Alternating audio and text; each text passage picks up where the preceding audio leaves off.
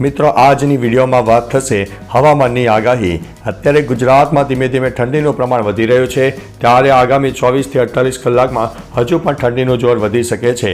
બીજી તરફ મિત્રો વેસ્ટર્ન ડિસ્ટર્બન્સ સક્રિય થતાં ઉત્તર ભારત સહિત રાજસ્થાન અને ગુજરાતને પણ ઠંડીનો માર સહન કરવો પડશે। બીજી તરફ દક્ષિણ ભારતમાં હજુ પણ વરસાદની શક્યતા રહેલી છે। મિત્રો અન્ય મહત્વના સમાચારની વાત કરીએ તો અલ્લુ અર્જુન માટે ખરાબ સમાચાર સામે આવ્યા છે। કેસ નોંધવામાં આવ્યો છે। પુષ્પા 2 ધ રૂલનું પ્રીમિયર 4 ડિસેમ્બરે હૈદરાબાદમાં થયું હતું। આ દરમિયાન સંધ્યા સિનેમાની બહાર ભીડ એકઠી થઈ ગઈ હતી અને નાસભાગ મચી ગઈ હતી। આ નાસભાગમાં 39 વર્ષની મહિલા રેવતીબેન બેભાન થઈ જતા મૃત્યુ પામી હતી। મહિલાના 2 બાળકો પણ ઘાયલ થયા હતા, જેઓ હાલમાં હોસ્પિટલમાં દાખલ છે। હવે આ મામલે Pushpa 2 the rule actor Allu Arjun વિરુદ્ધ કેસ નોંધવામાં આવ્યો છે। મિત્રો અન્ય મહત્વના સમાચારની વાત કરીએ તો સોના અને ચાંદીના ભાવમાં વધારો। ગુરુવારે સોના અને ચાંદીના ભાવમાં વધારો જોવા મળ્યો છે। IBJ અનુસાર 24 કેરેટ સોનાના 10 ગ્રામની કિંમત 61 રૂપિયા વધીને 76,453 થઈ ગઈ છે। અગાઉ સોનાની કિંમત 76,392 પ્રતિ 10 ગ્રામ હતી। ચાંદીના ભાવ 1185 વધીને 91,210 પ્રતિ કિલો થઈ ગયા છે। અગાઉ ચાંદીનો ભાવ 90,025 હતો।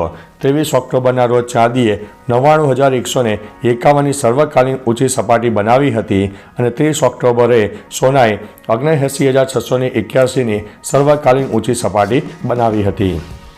મિત્રો અન્ય મહત્વના સમાચારની વાત કરીએ તો જમ્મુ કાશ્મીરમાં સુરક્ષા દળોની મોટી કાર્યવાહી સામે આવી છે।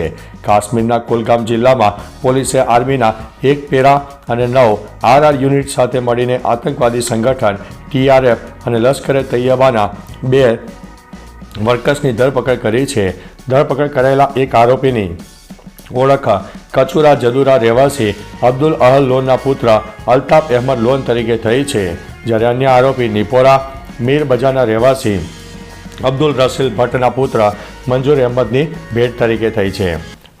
મિત્રો અન્ય મહત્વના સમાચારની વાત થશે બોટાદમાં થશે પોલિયો રસીકરણ ઝુંબેશ। મુખ્ય રીતે બાળકોને થતો પોલિયો એટલે કે પોલિયોમેલિટિસ પોલિયો વાયરસથી થતો રોગ છે। પોલિયો અંગે જાગૃતિ લાવવી જરૂરી છે, તેથી ગુજરાત સરકાર આરોગ્ય અને પરિવાર કલ્યાણ વિભાગની સૂચનાને લઈને બોટાદ જિલ્લામાં મુખ્ય જિલ્લા આરોગ્ય અધિકારીના માર્ગદર્શન હેઠળ 8 થી 10 ડિસેમ્બર દરમિયાન પોલિયો રસીકરણની ઝુંબેશ ચલાવશે, જેમાં બોટાદના 5 વર્ષના તમામ બાળકોનું રસીકરણ થશે। મિત્રો અન્ય મહત્વના સમાચારની વાત કરીએ તો Ahmedabad traffic police EI camera દ્વારા ચલણ આપશે। શહેરમાં વાહનોનો વધારો થવાને કારણે અકસ્માતો અને ટ્રાફિક જામની સમસ્યા પણ વધી રહી છે। કેટલાક લોકો રોંગ સાઈડમાં વાહન ચલાવતા હોવાની સાથે હેલ્મેટ કે સીટ બેલ્ટ ન પહેરતા હોવાથી અકસ્માતનો ભોગ બનતા હોય છે। અત્યાર સુધીમાં ટ્રાફિક પોલીસ દ્વારા રોડ પરના camera, speed gun, mobile application થકી ચલણ આપતા હતા। હવે અમદાવાદ શહેર ટ્રાફિક પોલીસ EI આધારિત કેમેરા દ્વારા પણ ચલણ આપશે। મિત્રો અન્ય મહત્વના સમાચારની વાત કરીએ તો હવે કોઈ પણ કારણ વગર ચેઇન પુલિંગ કરવું પડશે મોંઘું। હવે જો તમે પણ કોઈ પણ કારણ વગર ચેઇન ખેંચશો તો ભારે દંડ ભોગવવો પડશે। જો તમે આવું કરો છો તો 500 રૂપિયા દંડ ઉપરાંત તમારે અટકાયત ચાર્જ પર ચૂકવવો પડશે। તમારે પ્રતિ મિનિટ 8,000 રૂપિયા ડિટેક્શન ચાર્જ ચૂકવવો પડશે। આ સિવાય 500 રૂપિયા દંડ તરીકે ચૂકવવા પડશે। આ રીતે જો ટ્રેન 8 મિનિટ રોકાય તો તમારે 40,000 રૂપિયા અને ડિટેન્શન કાર્ડ 500 રૂપિયા ચૂકવવાના રહેશે। મિત્રો અન્ય મહત્વના સમાચારની વાત કરીએ તો રાજ્યસભાના સાંસદોનો પગાર વધે છે કે લોકસભાના સાંસદનો? રાજ્યસભાના સાંસદોને દર મહિને 2,10,000 રૂપિયાનો પગાર મળે છે, તેમાંથી 20,000 ઓફિસ ખર્ચ માટે વપરાય છે।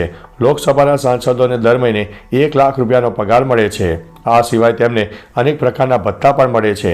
રાજ્યસભાના સાંસદોને દર મહિને એક ફર્સ્ટ ક્લાસ AC અને એક સેકન્ડ ક્લાસ AC પાસ મળે છે।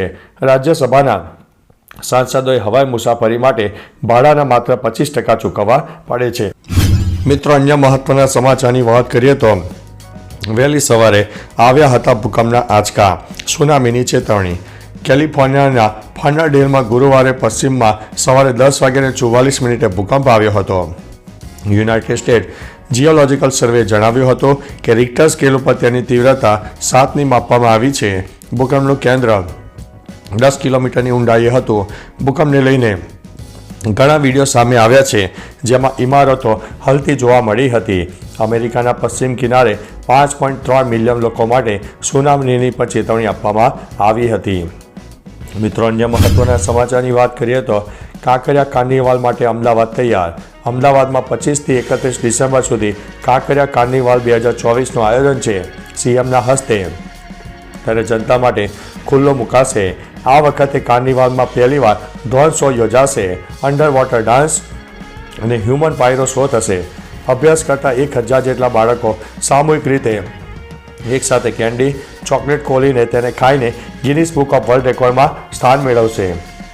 વિકસિત ગુજરાત વિકસિત ભારત થીમ ઉપર કાર્નિવાલ પરેડનું પણ આયોજન છે.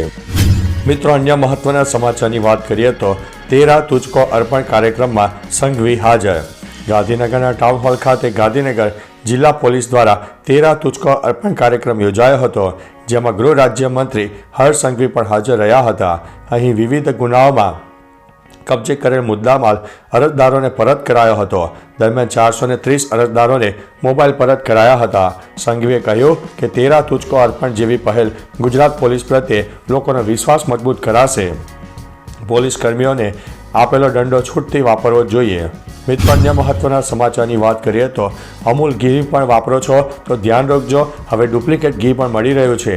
રાજ્યમાં હવે અમૂલનું ડુપ્લિકેટ ઘી પકડાયું છે. ખોરાક અને ઔષધ નિયમન તંત્રએ બનાસકાંઠામાં 4 ડિસેમ્બરે એક દરોડા દરમિયાન ઉત્પાદક પેઢી જલારામ એન્ટરપ્રાઇઝમાંથી 3435 KB લોજિસ્ટિક પાર્ક ખાતે 2 નમૂનાઓ અને આશરે 89 કિલોગ્રામ અમૂલ બ્રાન્ડનું ડુપ્લિકેટ ઘી તેમજ 53 કિલોગ્રામ જેટલો વેજીટેબલ ફેટનો જથ્થો સીઝ કર્યો હતો. પેઢીના માલિકે ફૂડ લાયસન્સ વગર જ સદર પેઢી ચલાવી હોવાનું કબૂલ્યું છે. તો ચાલો મિત્રો, ફરીથી દેશ અને દુનિયાના સુપરફાસ્ટ સમાચાર લઈને મળતા રહીશો. ત્યાં સુધી અમને રજા આપશો. નમસ્તે.